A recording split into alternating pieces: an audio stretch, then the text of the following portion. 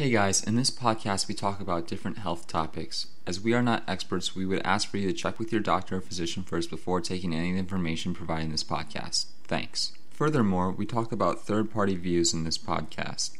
Please know that we have no intention of misrepresenting these views, and we apologize in advance if we do so. Thanks. Hey guys, welcome to another Contemplation Hypothezation. We're going video this time. Paul, what are we talking about? Alright, so today we're going to be talking about how to get a 4.0. Okay. And so I'm going to discuss how to get a 4.0, and then we're both going to recommend not getting a 4.0 for various reasons. But we are saying get like 3.8, 3.9. Yeah, we're saying do well, but we're going to discourage getting the 4.0. Right. So the first thing I wanted to jump into is dispelling the myth of IQ in education. Okay, so like, let's say you do poorly on a test. There's three reasons why you do poorly. Firstly, you didn't spend enough time in preparation. Yeah. Secondly, the time that you spent in preparing was very ineffective. Right. And thirdly, because you didn't have the background knowledge to understand the material effectively. So let's say in Algebra 1, you didn't pay attention and you didn't understand the basic premises of math and stuff. Right. And now you're in calculus, and not understanding those basic things makes it nearly impossible to study for calc tests, because now you have to go back and study for algebra, and you just don't have the time to allocate towards those resources. So notice what I didn't mention, though, was that you did bad on the test because you're just not smart enough. Yeah. The thing is like average IQs and even IQs that are less than average can go, on very doctorates. They go very far. Yeah. Your IQ doesn't really limit you until way later, until you're reaching like farther depths of human study and stuff. That's a common excuse. People just say, I'm simply not smart enough, or like I could never be an engineer or a doctor. I just not smart enough. Yeah, you could be an engineer if you learn to become more disciplined and use effective study methods. In my opinion, GPA doesn't reflect how smart you are, but how disciplined you are to doing good in school. Right. Yeah. And so what happens though, this common myth that's out there that IQ matters causes a lot of people problems. So when you get feedback from a test and you get an F on it, what first happens is you think to yourself, I'm just not smart enough to understand this material. Right. But what really happened is you just prepared poorly. Yeah. And so it becomes a cyclical cycle where you just... It's a cyclical cycle. Right. But yeah, it's like you get the F and you're like, well, I just stink. So then because you think you stink, you do another F on the next test. And it's just accumulating where you just don't put in the time to actually learn the stuff. And then each test gets more harder and more difficult. And as I mentioned, that was my third point, is that your habits in the past don't allow you to learn new information because you don't have the fundamental understanding of the material to learn more. All right, so let's change this. What are we saying here? What are the lessons to learn? So first off, we need to dispel the myth of IQ. Okay. So does IQ really affect grades that much? So there's this whole notion that, in the education system, there's just these kids that, do incredibly well in school with very little effort. Yeah. Now there's two things you have to remember about this. First off, it's very advantageous for a person to give the appearance of being one of these students even when they're not. So let's say I go home and study 4 hours, and then I'm going to hang out with my friends. Should I tell them I went to study 4 hours, or is it better to say I didn't even study at all and I passed this test? Yeah, it looks better if you just say, it looks better if you appear to be a lot smarter, but is that that's not really the case. A lot of times people just want to put off that persona of being such a person. Yeah. Okay, the second thing that you have to remember is that even if their IQ is high, it doesn't mean that they'll necessarily be more effective at studying the material. That's so true. There's different categories, different subjects, and your IQ strengths might be good in math, but that doesn't necessarily translate to English or literature. So you might be strong IQ-wise in one area, but that doesn't mean you're just good in all areas. Yeah, and so what ends up happening is that if you have a high IQ, what's actually really common of high IQ people is that they do poorly in high school. Yeah.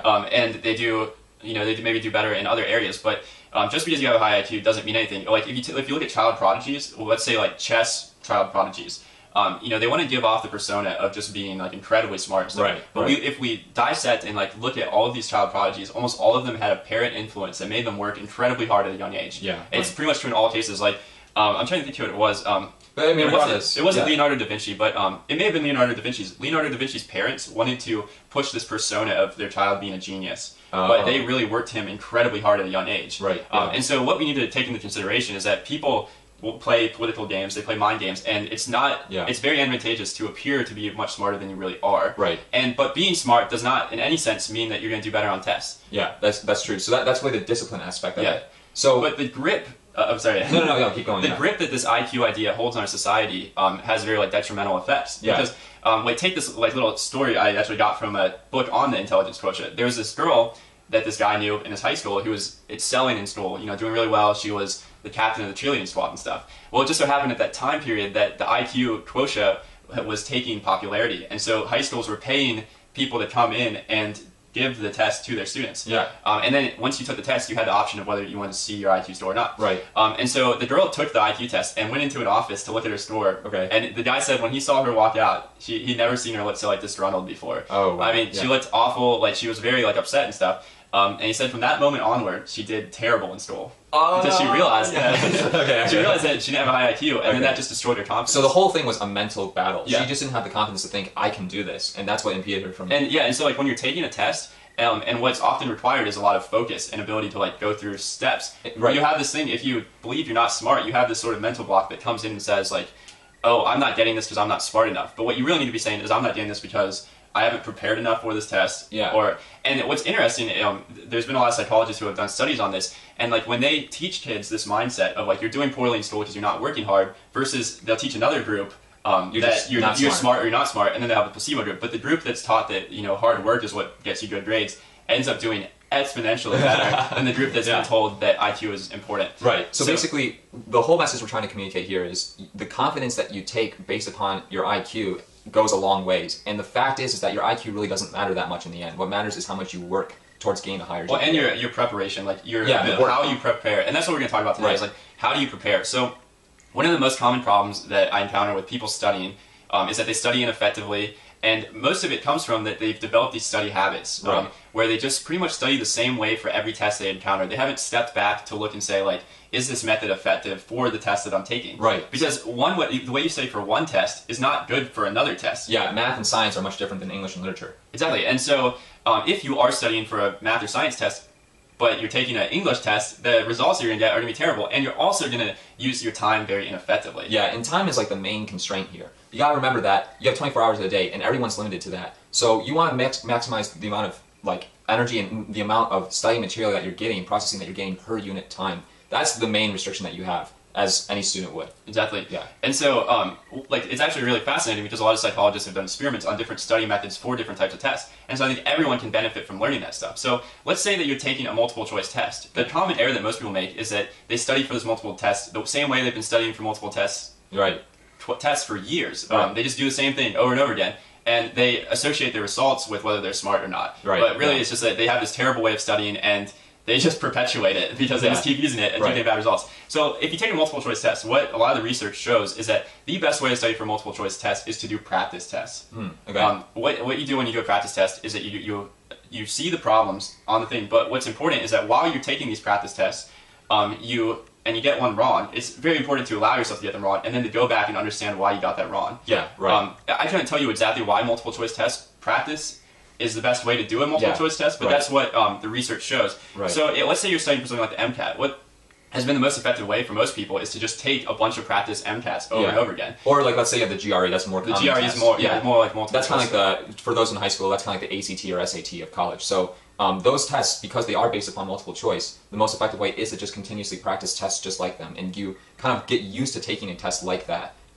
So yeah, definitely the whole point we're trying to nail here is how you study. It directly affects how well you do, because and how much time you put into it. Yeah, exactly. Because I mean, you could have all the willpower in the world, but let's face it, you're not going to study for 6 hours straight. It's just not physically possible to have that mental concentration. So you want to get the most bang for your buck. You want to be able to tune your study habits exactly to what you're trying to accomplish. And so for multiple choice tests, the best way we're saying is to do practice. And sort of like a story for encouragement is I was reading this one guy's blog, and he talks about different learning techniques and stuff. And he had someone who signed up for his program and got taught by him. And he recommended to her, like she was taking the GRE, he recommended just doing practice tests. Well, what she said is that the first time she took a practice test, she ended up in like the 75th percentile. Oh, okay. Which is not very good. Like it's not terrible. It's not terrible though. But she followed his advice and she kept taking practice tests. The guy's blog who I'm talking about, his name is Scott Young. Okay. I really recommend him for this stuff. But she kept taking it, and she took in total 15 practice tests. By the time that she reached the 11th test, she was scoring in the 99th percentile on every single one. Okay. She took the GRE and she scored the 99th percentile and got a full ride scholarship. Wow. So, like when you're studying for a test like that, especially one where you have all these resources on the internet where you can, you can get practice tests and stuff. Just do practice tests and then figure out why you got that problem wrong. Right. And that's how you want to prepare for a multiple choice test, which is something that we encounter a lot. Right. Another thing I think, Paul, you should talk about too is there's a learning technique where you teach other people, and that seems to be very effective. So yeah. Can you talk about that for us? So yeah. If your objective, which I think should always be the objective when learning material, is to understand it, there's a really important thing that you have to grasp, and that's that when you communicate verbally, you see how good your understanding is of a topic. Yeah. So if I think that I can think that I understand a topic in my head. Yeah. And then I try to verbally communicate to you, and it just doesn't come out. You don't understand any of it. The common phrase is, I understand in my head, but I just can't explain it to you. Yeah. Right. And okay, that like works okay for like multiple choice tests, but you really don't have an understanding of the material. Yeah. And so what a lot of research shows is that when we can't speak verbally or write on paper an idea, it's because we have holes and we have gaps in our understanding. Oh, okay. Gotcha. So if I want to explain like quantum mechanics to you, entanglement, right. I could sort of understand it in my head, but then fail to understand it to you verbally. Right. And so the best way to understand something is to verbalize it. So like, let's say you're trying to understand a topic like sound waves or something. Sure. You start just teaching it to yourself. Now, the method that I really recommend is you write it down. You write this idea you're trying to understand down on a piece of paper. And while you're studying, you can kind of like scaffold ideas off to the side, like put ideas like down. little jot notes on the side. Like when you're studying, you want to be in a flow, and you don't want to stop and like break that up to understand something like, down. Work on organization. You just want to get it down. So like, let's say you read a chapter of a textbook, just read through the whole thing, but write down the stuff on the side that you don't totally understand yet. Yeah, and it doesn't have to be organized or anything. Whatever you want to do, you write on the book. You know, do whatever you want. Yeah, as long as you aren't trying to resell it or something. Yeah, I guess so. But you get the point. Yeah. Yeah. And so scaffold these ideas down, and then just write them down. And then start trying to teach them to yourself or to another person. Actually, or like imagining a person, but actually verbalize it. Actually say like, "Hey guys, we're going to learn about sound waves today. So what is a sound wave? A sound wave is a longitudinal wave that and you keep going." And what you'll notice is when you don't fully understand it, you start to have these gaps. Like you try to say something, but it doesn't make sense. Yeah. And then you go in and fill those gaps, and you read about it, and because it's really hard to identify what those gaps are until we actually verbalize it. Another thing you can do really quick is if you want to like learn in other ways, you can just film yourself because that guarantees you that you're going to be verbalizing everything to the camera. Yeah. And I do that all the time. So that's like if you like really want to understand material, the best way is to be able to verbalize that material because that means that you truly understand what you're talking about. Right. So before a test, where it's called the Feynman technique. Yeah. Yeah. I really use this technique in a stock market class because in a stock market class, of course we have multiple choice tests, but the multiple choice tests really just assess your understanding of something like a future or like a common stock. Your ability to understand the situation is how you answer those multiple choice questions. Right. Yeah. So in that technique, let's say I wanted to understand futures. I watched YouTube videos and then I described what futures were to other people and then I understood it. And then when I was on the test, it was really easy to come up with the answer because I knew it that well. Right, yeah. So verbalizing is huge. And a little background story on this technique is Richard Feynman is a really famous theoretical physicist. Yeah. At first, I only mentioned that he had an IQ below 120, and he's one of the most innovative theoretical physicists like ever to live in this century. Okay. But he did this challenge basically where he would go on campuses and stuff and find someone who's maybe studying like biomedical engineering, some really complicated topic, and he would ask them to explain to him one of those, like any topic that was complicated from their field. Yeah. And the challenge was that they'd explain it for 2 minutes, and afterward he would be able to throw back opinions about it that matched their opinions on it. Okay. And he just used this technique, is that in his head he was just verbalizing the different things and then thinking about connections and stuff. So that's why actually the guy who came up with this attributes it as a Feynman technique. Right, yeah. So you can think of it as a Feynman technique. So those are two methods so far for studying. Yeah, and so a third method I kind of just want to talk about for like the math and science people out there, that was kind of like my field. And I found that if you connect the dots, things get suddenly very interesting. So you might be learning about like DNA, and you might have to memorize like what are the nucleotides of DNA or something like that. Mm. And you're just saying, you go home and you go, well, I just had to like learn what DNA is just because the test is tomorrow, and I just need to know this stuff. But I have found that if you take another approach and you ask yourself like, why are they even asking me to learn what DNA is? You actually get very interested in it. Like you want to learn more. Like you're clicking Wikipedia article after Wikipedia article to learn like, oh wait a minute, so DNA is genes. Oh, and then the genes affect me, like who I am. And you go through like all these Wikipedia pages, understand. Yeah. So like sort of an analogy. I don't know if this like sort of explains what you're talking about. Let's say you're reading a page, like a paper that someone wrote, and they use like really complicated vocabulary. Yeah. You don't understand any of it. So you can either choose to read it and maybe understand the key points, or as you go along, look up the definitions of those words. Right. And then as a result, once you like fully understand what he's talking about, then it becomes fascinating and you understand what he's talking about. In just the same way, like when you're doing science, like if you don't see the big picture and connect all the dots, then you're just doing something worthless stuff. Yeah, exactly. So I think if you're able to see the whole picture, you'll actually want to learn. You'll be like, oh, wait a minute, I have to like figure this out. Like it's like when you see like Lost or a TV show where like it cuts out and you're just like, no, that puzzle needs to be completed. And you're just like, okay, I just have to know, like, what does the 23rd chromosome do? Because like that's the only one I don't know, you know. So and what happens is it really like fuels your interest, and interest in education is the most important factor. If you're not like, the reason why people with high IQs do terrible in school is because it's boring as crap for them a lot of times. Yeah. And But when something takes their interest, then they really put their attention into it and they focus and they spend that time. And what Nick is saying is like when you start connecting the dots and seeing how this stuff has like pragmatic value to you, then that's when suddenly it becomes fascinating. Yeah, exactly. One thing I want to talk about too, I did this throughout college. It kind of sounds crazy. I know it doesn't work for everyone. Is the workout study. This is like everyone's like, man, you're like kind of skinny, Nick. How do you like work out? I'm like, no, I just study a lot. But the whole thing is that what I would do is I would just go to the gym. I just start off going to the gym, like bring like some tablet or iPad or book or something, and I just like said, you know what, I'm gonna be at this gym for 2 hours, and that's it. Like you can sit and study, you can do whatever you want and study. You could just sit there for 2 hours and do nothing. And I just found that I was just personally motivated to just take my book, like throw it on an elliptical or on a bike, like not even something like super manly or anything. You know, I was like whatever, I don't care. And I just found that, you know, I started reading, I'm like, oh, okay, this is kind of interesting. And I mean, maybe I'd feel some sweat afterwards, but like an hour later, I'd still be on that machine. I'd be like, wow, I just like, you know, burned like 500 calories and like learned about all these like genetic factors that influence your like developmental growth or something. You know, so the whole point was I felt like I was just getting so much done. Like I was like the exercise in itself just oxygenated my brain to like focus and like not fall asleep on the couch. Yeah. So I don't know if that works for everyone. Well, if you guys are trying to get into Stanford, Nick was interviewed for Stanford, then you can combine your exercise and your... Which I think it's just like, that's another aspect that you bring up, is that you really have to figure out what works best for you and experiment. And that probably works for a lot of people and stuff. I've never tried it, but maybe I'll try it one of these days. Yeah, another technique is like the treadmill technique. So you like build this entire desk. There's a company that actually sells this, believe it or not. So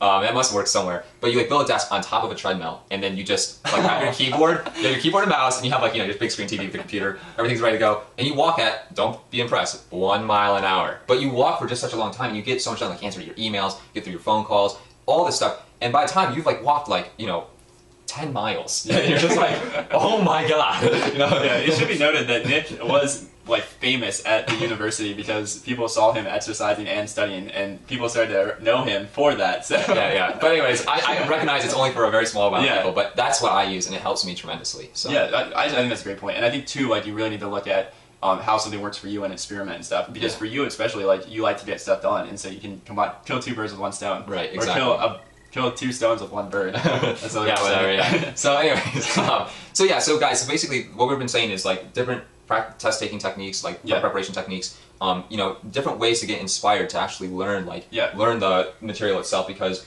if you are inspired to learn, you actually go pretty far. I've actually tried this at home sometime. I found this to be very interesting.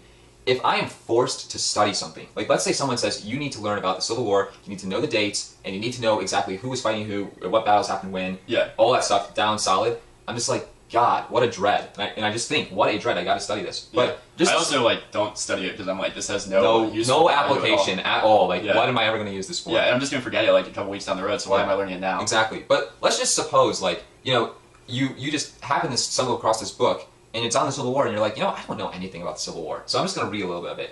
And I guarantee you that you will actually learn more from your sheer curiosity than being forced to learn the dates of something. Yeah. So you might say, well, I can't, like, how does that help me? Like, I want to study for my chem class. The thing is that when you are busy Wikipediaing like these different articles that you may not need to know exactly for that test, you might be actually learning for the next test. Or learning with some value, like for what you're doing after college. I've just found when you want to learn something because no one is telling you to learn it, you actually learn more effectively. Yeah, you actually have a more dire interest. You're like, oh, well, I just gotta figure out what that is. And like, what is that? Okay, now I understand. And then you, like, a year later, like, oh, you know what, I learned this a long time ago. I know no one else in the class got it because, well, the teacher forgot to teach us this, but I actually just knew this because I was really interested in it like a year ago. Well, what I think like a big point of what you're illustrating is actually a failure of the education system and keeping our interests. Like the system of having children sit in a classroom and listen to a teacher lecture was actually developed because they felt that it was the best way to prepare people for working in sweatshops where they'd be sitting down all day. Right. And we haven't seen much progress since then. It hasn't really moved on from there. And so a big problem is, one, you have someone telling you what you have to learn. Right. And a lot of times the person that's telling you what to learn really shouldn't be telling you what to learn because they don't have enough expertise in it or don't work with it enough in the real world. Yeah. So what you learn in school is a lot of stuff that's not very practical for anything beyond teaching someone else. Right. But I think one thing we should talk about too is like what were we talking about with that 3.8 GPA 4.0? Yeah. Like, what's the whole message with that? Actually, before I want to jump into that, I wanted to also talk about like another type of test. Sure. So like tests that require a lot of memorization. One technique that I find incredibly useful for learning stuff, for one, is creating like metaphors to understand it or weird examples. the common thing that they teach is it acronyms, like to remember things. Right. Yeah. Right. Yeah. But metaphors can really help. So like when you're doing that Feynman technique, like I talked about, like where you're verbalizing and stuff. You really cement your understanding of something when you can come up with a metaphor. Yeah. Right. One that I heard that was pretty funny was like in calculus, a limitation. Picture a guy who has a restraining order, a stalker who has a restraining order against his girlfriend, well, not his girlfriend, obviously, but like some girl that used to be his girlfriend.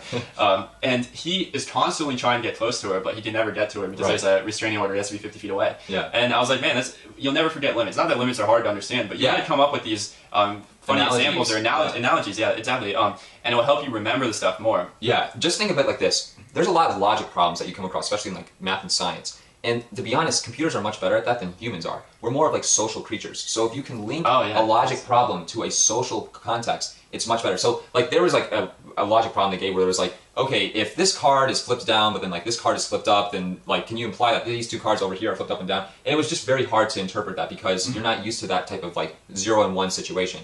But then they gave the exact same problem to people and they said, all right, Rebecca is cheating on Joe. But Joe likes Mary. But then, and it was just so easy for them to understand it. They're like, oh, it's obvious. Like, that wasn't even hard. Yeah. So the whole point is that if you can relate it to a social image, because your brain's more wired to images, more an image, and you can visualize something abstract, it will really help you remember stuff for a test. This especially helps a lot for like language when you have to. It's just blunt memorization sometimes. Oh, it's definitely like. Let's say like you have a vocab word that you want to understand. The one way you can never forget it is come up with an image behind it. Like the one that always comes to my mind is candor, which means like open honesty or whatever. Yeah. And what I always think in my head whenever I hear candor is a door made of cans that's open. Yeah, yeah. And you come up with stuff like this, and you like pretty much will never forget that word, and it'll always be at your disposal. And then you start implementing it in your vocabulary, and then it gets even more ingrained. But you can memorize anything. Like let's say you're like a nurse or a doctor, and you have to memorize a lot of anatomy, drug names. If you break the words up and then create like imagery for those concepts, you'll have no problem memorizing lists and lists of words. So yeah, like one thing I like remember was like amoxicillin, and I always think like Amos, so hit him. Amoxicillin is not real. Yeah. So and another thing. Listening to Eminem is very good at improving your medical medicine. Yeah. But anyways, yeah. So like another thing too, like again, another analogy, like Paul was talking about vocab words, and for me, I had aloof, and I was always think a roof, and like I always think that someone would be like standing on a roof would be quite aloof. And actually, this same rhyming technique I actually use for names. So like when I don't know somebody, I would be like Sarah, and I'd be like, where? Like I'd be like, where's a Sarah? I'd always just think, oh, like I always pictured her being like confused or lost. So where? So her name must be Sarah. Yeah. So that's just another memorization technique you can use. Yeah. Well, one of my criticisms of the education system is that it doesn't really teach us to think for ourselves because the tests often are like you prepare for multiple choice tests by doing multiple choice tests. How does that like? It's not requiring much thinking on your part. Yeah. Like there's no multiple choice tests in real life. Yeah. Right. Well, in real life, what you have to do is like use your own brain and apply it. And I think that what ends up happening because of our education system is that we develop habits of not thinking for ourselves. Yeah. And so keep in mind that when you are preparing for a test, if you just learn the material to do well on the test, this stuff doesn't have any value to you. But when you do take techniques to learn it and understand the actual value it might have to you, that's when you can actually use it in your life. Yeah. And that like leads right into our conversation of why you shouldn't get the 4.0. So what we're all talking about here with the 4.0 thing is that we are all restricted by time. We all have 24 hours in a day. Some people might have more money, some people might have more popularity to win different things, but at the end of the day, we are all restricted by 24 hours. And you want to be able to maximize your time so that you get the most out of not just your GPA, but also other aspects of your life which indirectly lead to your application for grad school, for your job and your career and stuff. And just an important note on top of this is like when you do discuss with employers what they're looking for, almost all of them will tell you that the 4.0 doesn't really matter to them. What they want to see is like commitment to things, doing things that people are passionate about, other experience, volunteer work, things of that nature, and your your grade, your GPA is not that important to them. So let's say you're let's say you have to write an essay for class, and you have two options to consider. One is that you spend an hour on that and you get a 95. The other is that you spend 5 hours and you get like a 97 or 100. Yeah. Now, the 95 is completely adequate, so why spend those extra 5 hours when those 5 hours can be put towards something of much more practical value? Yeah, this is a common downfall of a perfectionist. A perfectionist always wants to be everything perfect, but they run to the problem of point of diminished returns, where they're putting so much time into something, you're putting 4 hours extra just to get 5 more %. It's just, you could have been doing something so much more beneficial for you in those 4 hours. You could be working in a lab for 2 hours, and then afterwards you could be maybe learning a different language. You could be talking to someone in a different language for another 2 hours. I mean, just that alone, you have learned much more and you have done much more than just gaining 5 more % on your paper.